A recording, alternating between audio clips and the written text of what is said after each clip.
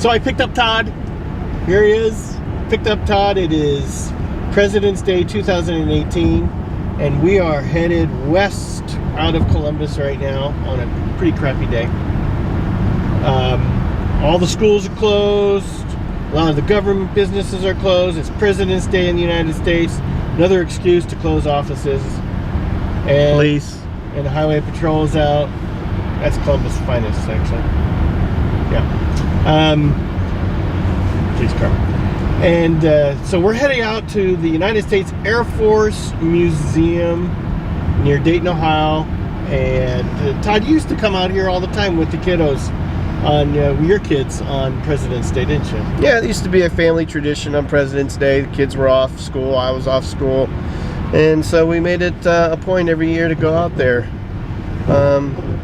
Where are they today? James is in Los Angeles and Emma is in Cincinnati working. Yeah. So and they're old. Sydney's working today too. So no kiddos. It's just Todd and I headed out.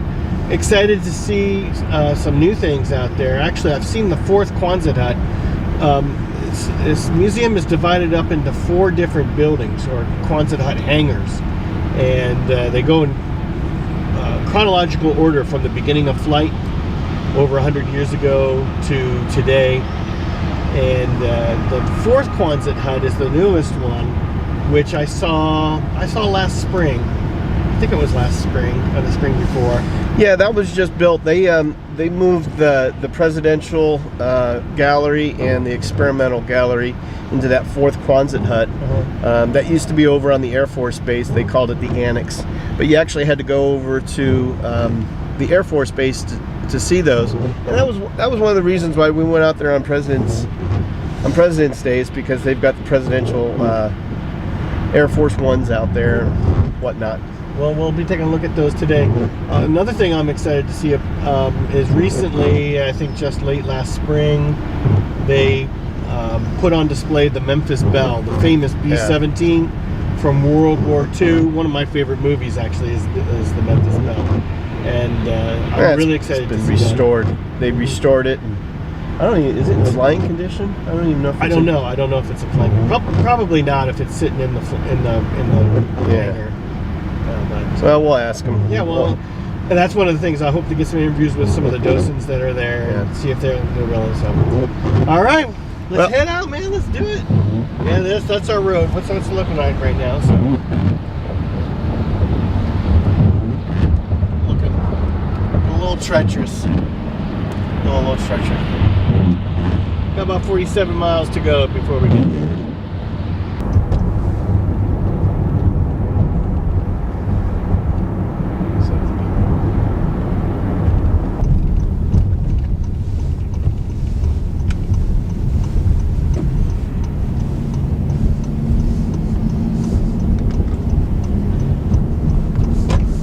What's really cool over here to the left, these little Quonset huts, and this little tower right here is a replica. Actually, they rebuilt a tower that used to be in England during World War II. These are the kind of towers that they had in all the B-17 and B-24 runways. And we went out there with Lori's grandfather one time, and they had his airstrip, the one that he flew out of during World War II. They had it marked in there. There's a map and everything of all the different ones in England.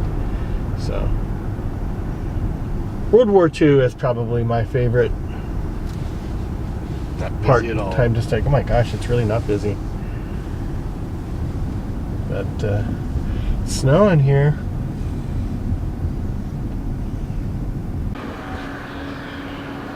The first part of the museum shows the early years of flight and as it applies to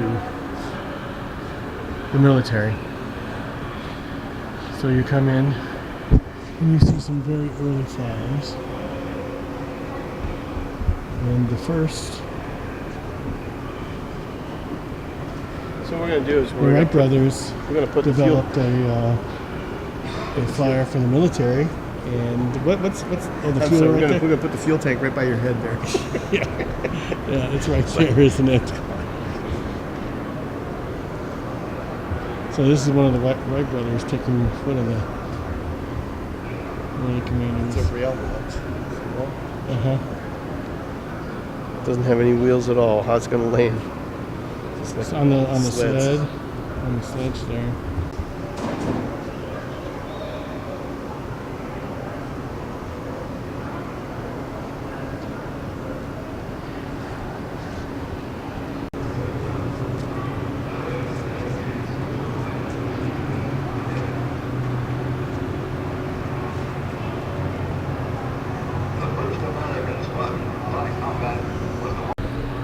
This is Snoopy's airplane. Socked with camel.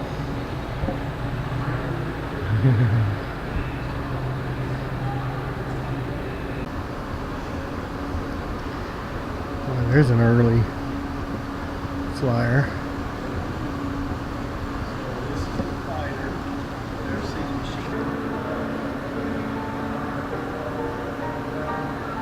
These wings broke down. I would be afraid that they would happen in flight.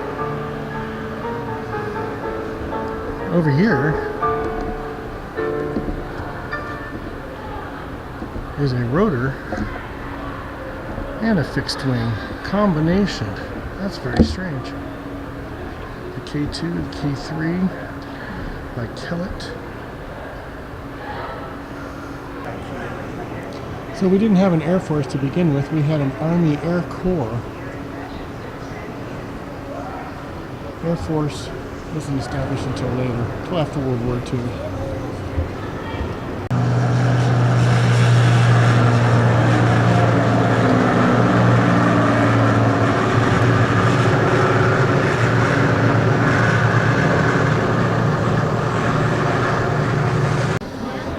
Destroyed Memphis Belle flew its first combat mission on November 7, 1942, early in the strategic bombing campaign in Europe.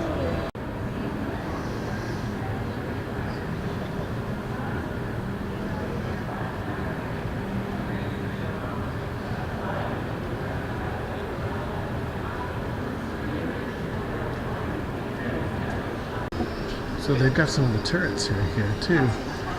There's a top turret removed.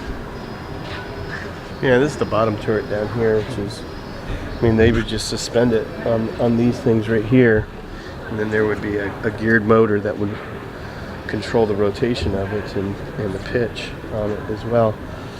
But yeah, they're just hanging from these. He's just hanging from these things right here. Crazy. I shouldn't be touching it. Sorry. And you really have to be small Yeah, this is. to fit in there. This is my hand. Right? Just get some scale here. I mean, this is how small it is. I couldn't even get my body in there. No, there's no way. I don't even know where you put everything.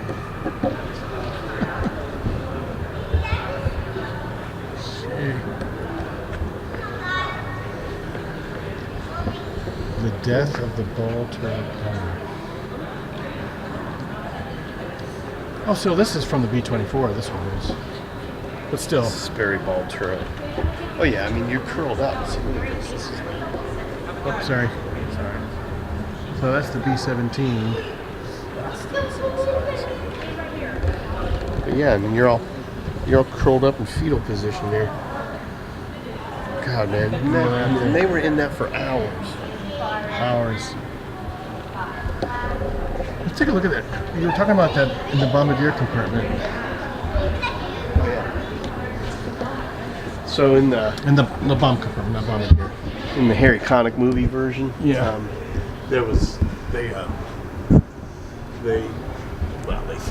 fictionalized this story where they ran from the Where the pilots were. the cockpit. They ran from the cockpit back to where the ball, the lower ball turret is, and they had to run through the bomb compartment here.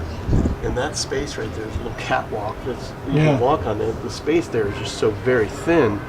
But in that movie, they made it look like the guy was running through there.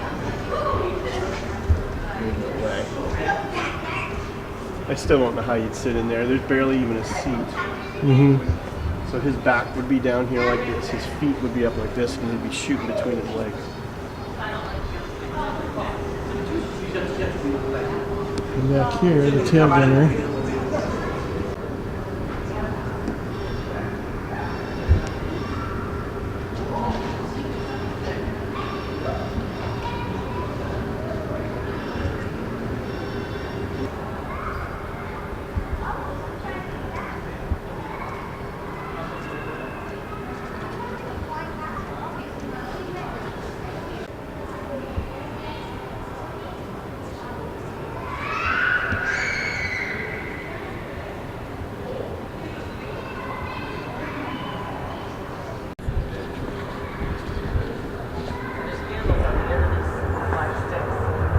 Zoom in on.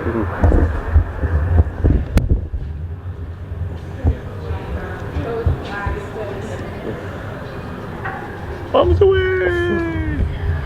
It's good.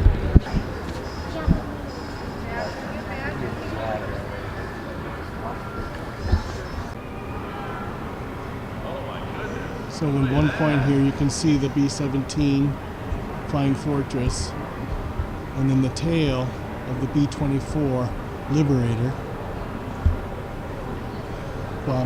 Both bombardiers, both very important to the cause. A lot of people say though that the Liberator was responsible for more bombs dropped over Germany than actually the B-17.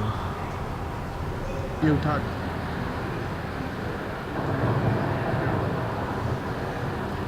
Boxcar dropped the second bomb, Nagasaki.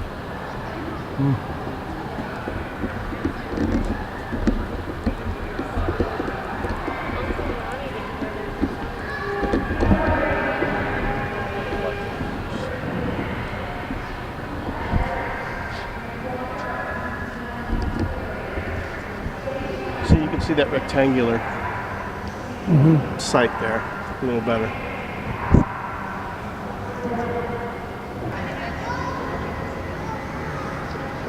So this is the Vietnam and Korea Quonset hut. Big hangar, as you can see. And over here, if you want to get a little excitement in your day, you can ride these simulators. There's a fighter jet one and a flying simulator. The fighter jet one, as you can see, look over there, this thing is totally inverted, upside down. Can totally rotate you.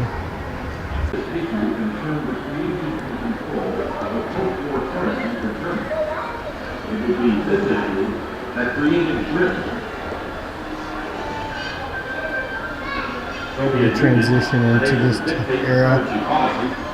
Stop all land, rail, Going west-east Germany. and water access into the city. These cases are kind of nice. They've got these small models of all the airplanes, all the different types of airplanes.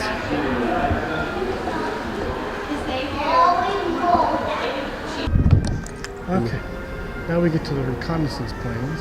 This is the B-2. This is a bomber, actually.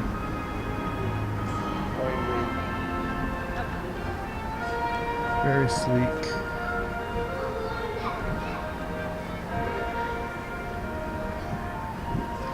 And here's my favorite plane.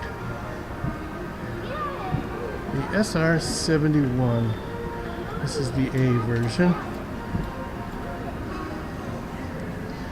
Still one of the fastest planes in the world.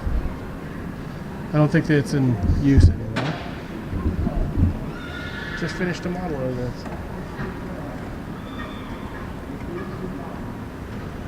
Very cool looking plane.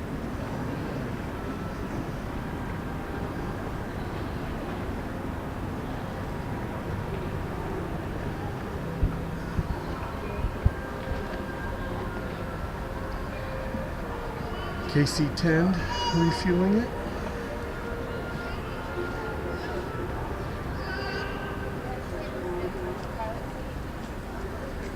The engines are spectacular.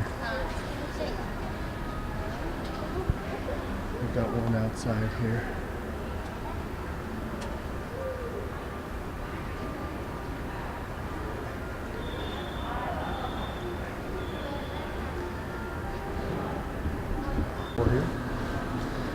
Now we're heading into the missile gallery.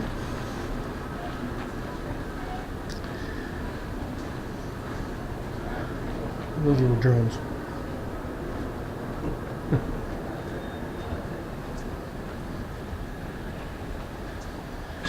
And there they are.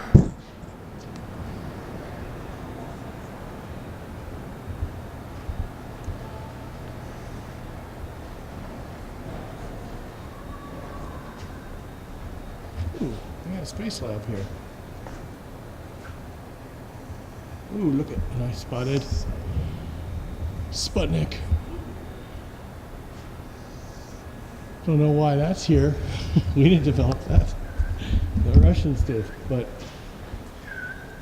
that is what prompted, you hear Sputnik? That is what prompted us to push forward on our space program. It's that stupid little satellite that the Russians put forth. And it emitted a tone, and you could hear it. Star Wars. What is this? Star Wars. Star Wars?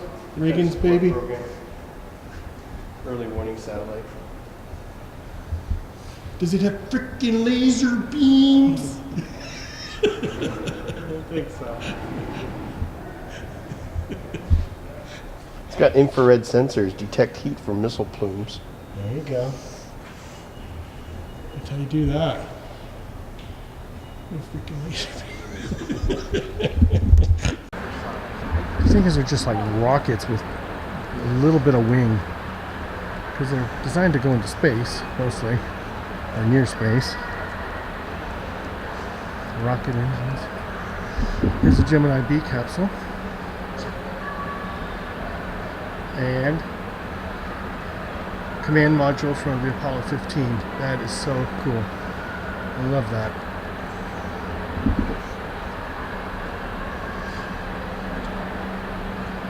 So this orbited around the moon while the lunar excursion module went down. But this brought them back home.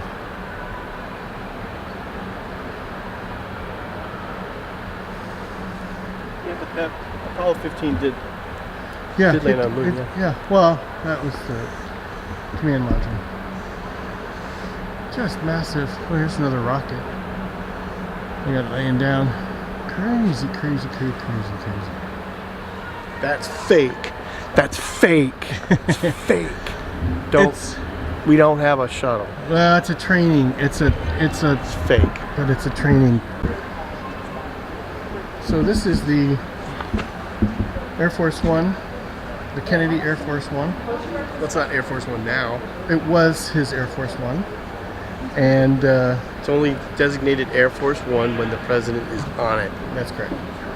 But this plane took him to Dallas and brought him back from Dallas after his assassination. And every president up to Clinton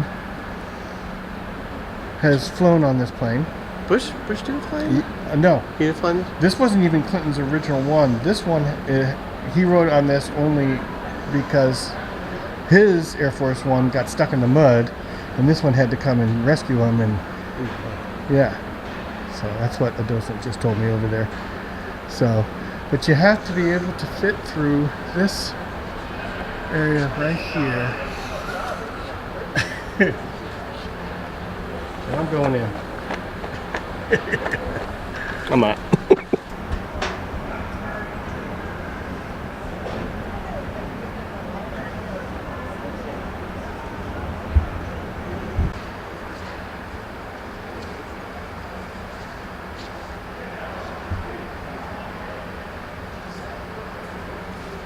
During, and then prepare and cook and clean.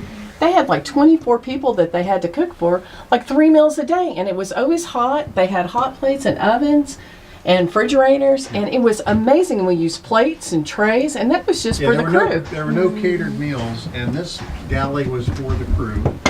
the back galley's much bigger, and they would feed, but when you look at it, you won't think so. They would feed 44 or 50 people from scratch, really great meals. Random shopping places. They couldn't shop at the same place because of who they were feeding.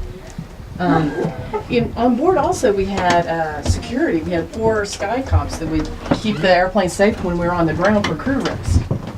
And this is the president or vice president's stateroom. Or the sex stage, or the chairman, They got or the their lead own guy is. bathroom. The beds were cut like in an RV, basically, not too luxurious. There was one back here, they seem to have changed it, maybe they moved back to the old configuration, but there was one for the first lady and one for him.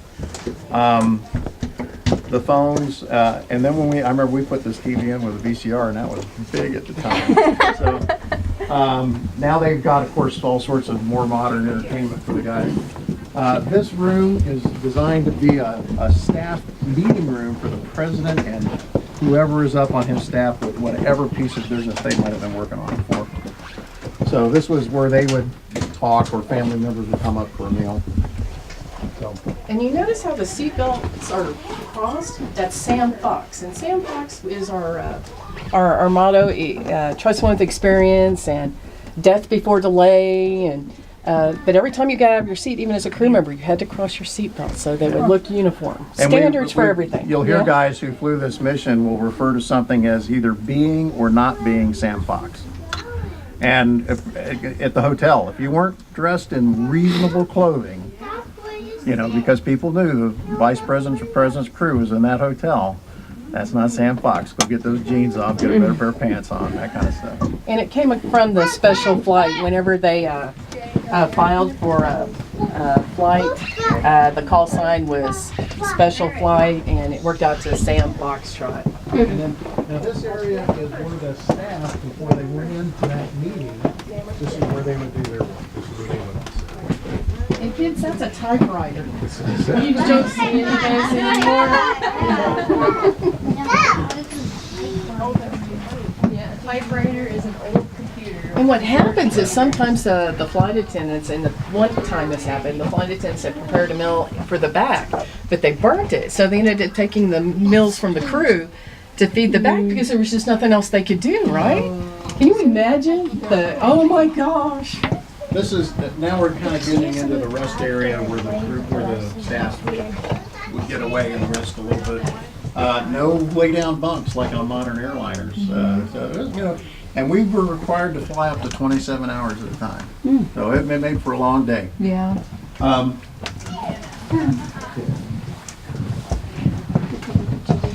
But they're fabulous. So much room, so much storage. Their flight attendants will accept the luggage and load it downstairs. Like I said, this is a galley where they put 50 people out. You know, and like I said, from scratch.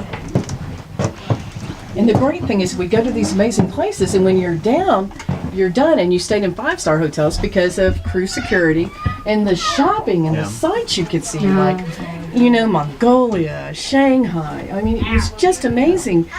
And every mission was something important happening. It was very neat. Yeah, and these airplanes, through their history, would collect pretty historic artifacts that would become part of the airplane.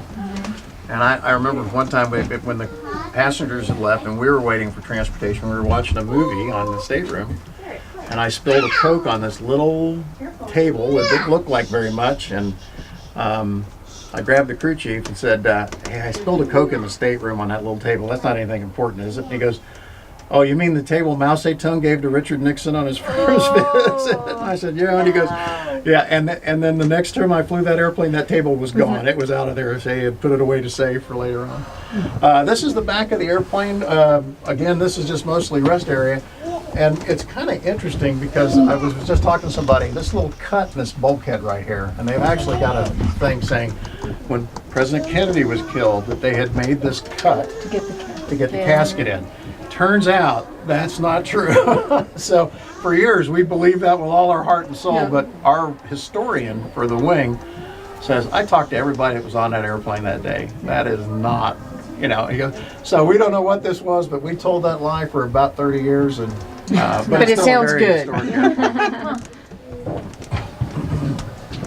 But it is amazing that, in the 60s, this is handling Kennedy.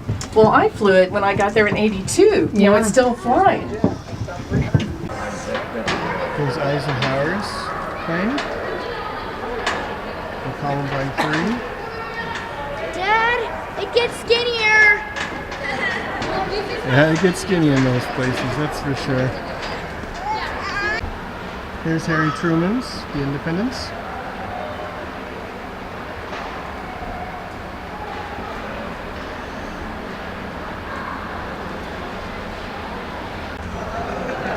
This is Roosevelt's plane.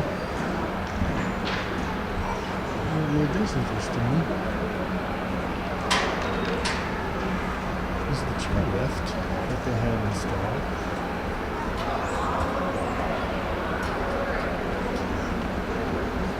To get it into it.